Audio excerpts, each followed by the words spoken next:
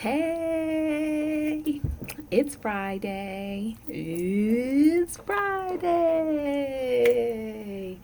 Yes, yes, yes, yes, yes. It's your girl, Nikita Jervy from Kita's Peace, and I am back with another effing Friday message.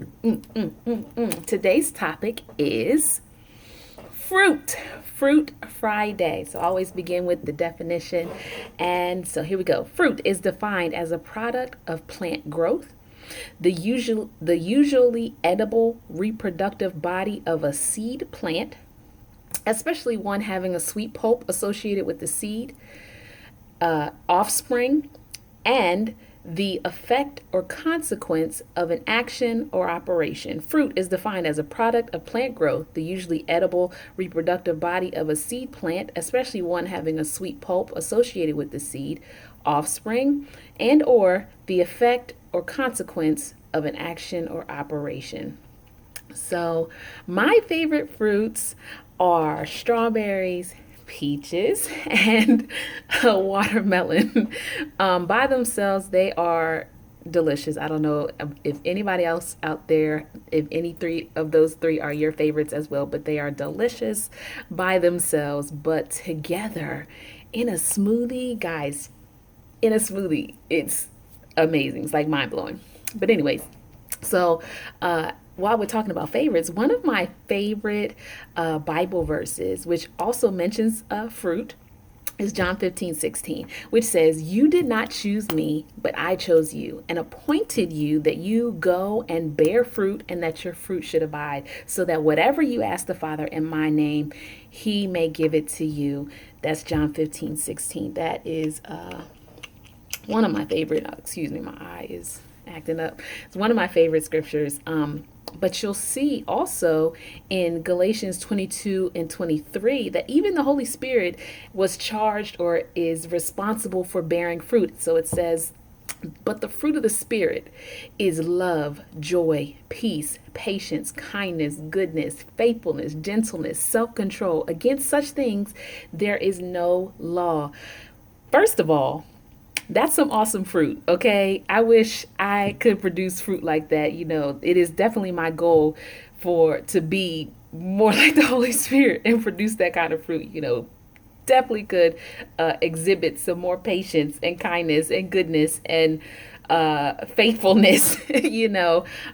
So definitely some good fruit that the Spirit produces. But to get a better understanding of what God is appointing us or asking us to do, let's go back to the definition. Fruit is defined as a product of plant growth, pause, the usually edible reproductive body of a seed plant, especially one having a sweet pulp associated with the seed, pause, offspring, pause, and the effect or consequence of an action or operation. So if fruit is the product of plant growth, and it's also the effect or consequence of an action, and we're told to bear fruit in John 15:16. We're told to bear fruit so that whatever we ask the Father, so when we go to him in prayer, he'll give it to us. So that is a requirement that he's basically saying, like, you do this and I'll do this. So if we're required to bear fruit, he's basically telling us that it is our job to grow, to produce, and to work. And I'll prove this. So in order for any plant to grow, any fruit to grow, it must be planted, right? Let's think about this, okay? So how do you plant something? How do you plant a fruit? Or how do you grow a fruit, right? How do you bear fruit? So you take a seed, you bury it in the dirt, and eventually it grows, right? Like, that's usually how it works. Like, I think if I remember science class good, some photosynthesis happens and the light and the something happens and boom, you have fruit, right? So here I got, guys, I have props. I have props today.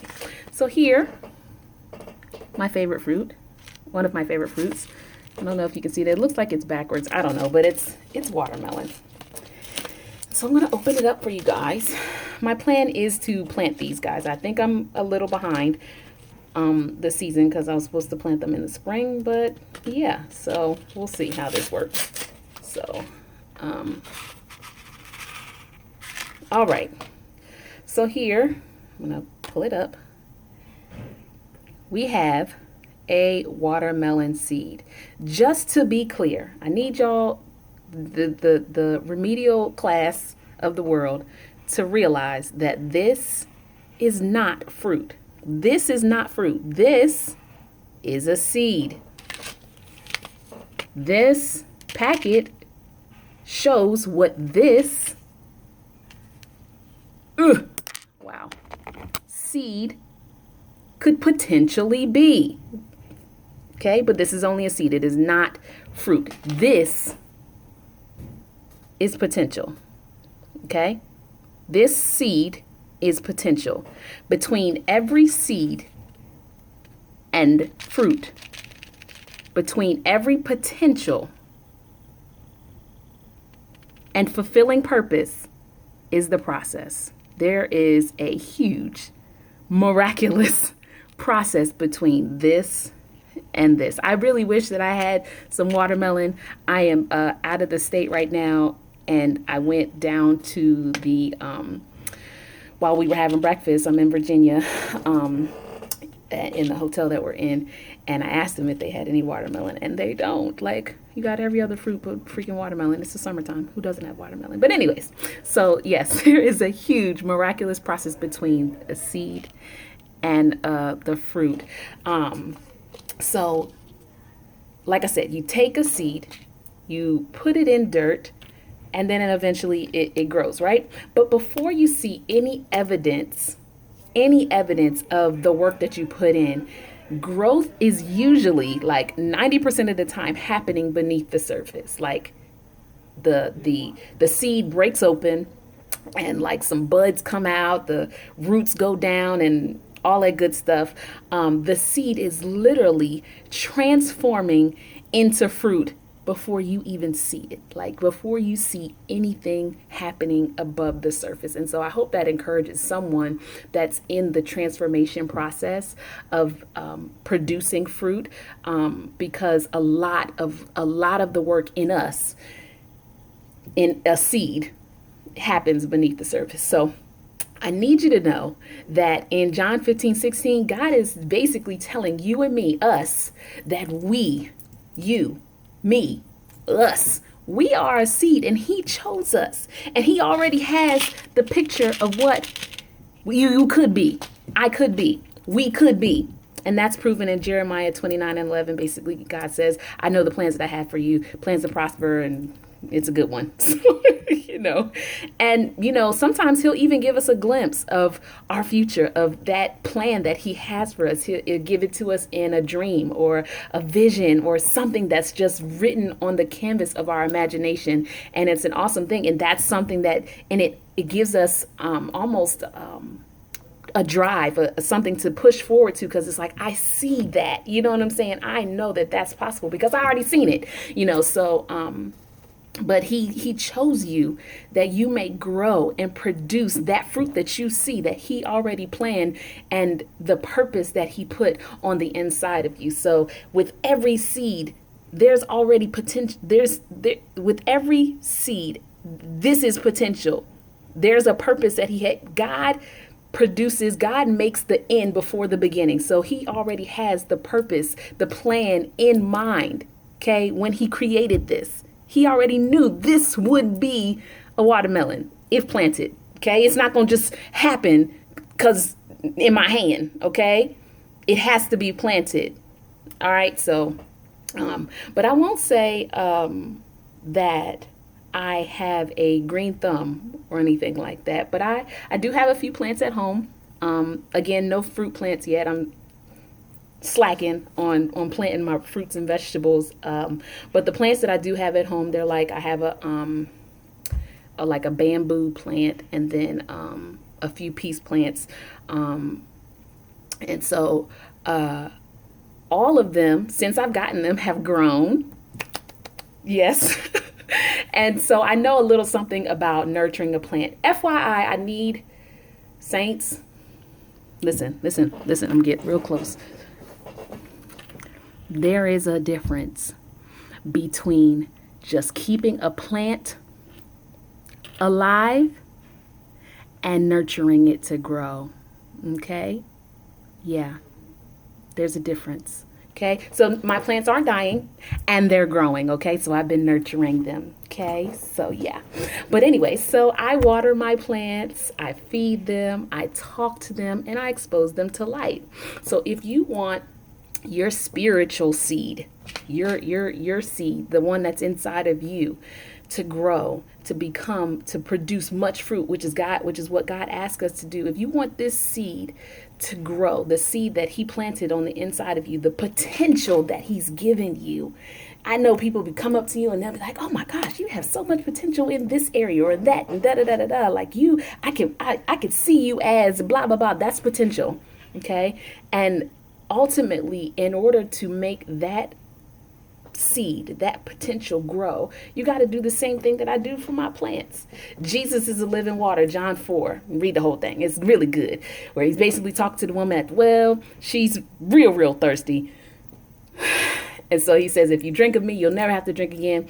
Yeah. So if you find yourself acting a little thirsty, okay, drink from him, okay? Like drink water yourself in Jesus.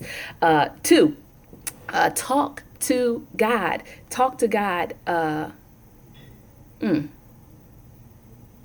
Yeah, talk to God in prayer. I don't know where I just jumped all over the place. Talk to God in prayer. Philippians 4:6 basically says, take everything to God in prayer. Okay, take it to him. Just take it to him. That communication to and from him is really paramount for your growth.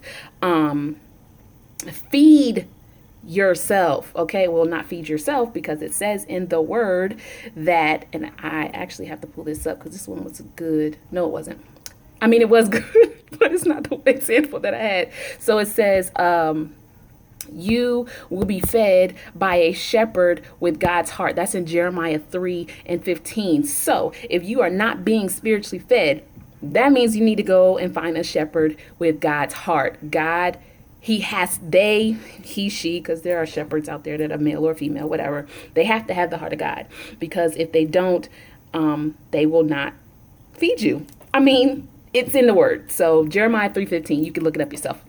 And then you have to be exposed. You have to expose yourself, come out of darkness and expose yourself to the light. Expose yourself, and also not just expose yourself, but also expose yourself to other people that are walking in the light. This is in Ephesians 5:8-13, this is the one that I had, that I wanted to read because it was really, really good. For you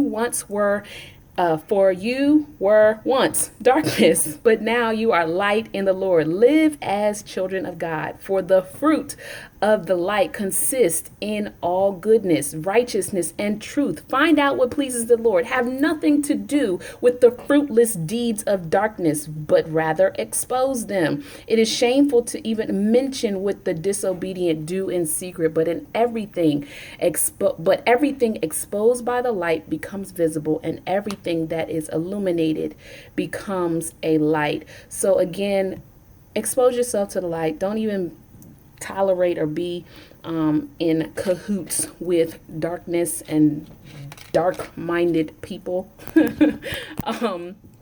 So water yourself in Jesus. Get fed by a pastor, a shepherd that has the heart of God.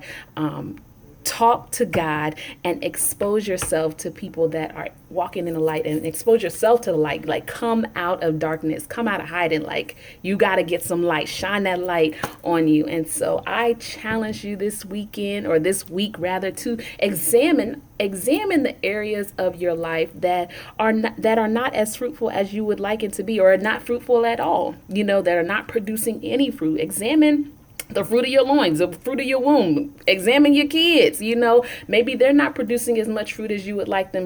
Nurture them, pour into them, water on them, feed them. Your kids, Okay, and do the same for yourself. Then commit to transformation, commit to transforming yourself from the inside out, because even though it begins where the evidence is beneath the surface at first, it's still a transformation. You can feel something happening on the inside. You can feel your mind shifting in a more positive direction. You know what I'm saying? And so don't give up. Don't be discouraged. Keep pushing towards that transformation. Know that the process is going to be worth it, and eventually you will produce some pretty sweet fruit. And so I pray that this has blessed you. I am Nikita Jervey, the Peace Promoter. Follow me on social media. Now, when I say social media, listen here, okay? Because I'm trying. I swear I'm trying, but I'm on Facebook. I'm on YouTube right now. That's where I'm at right now. Them other ones, I'm learning. I'm just going to be honest. So you can follow me on those two right now at Kita's Peace.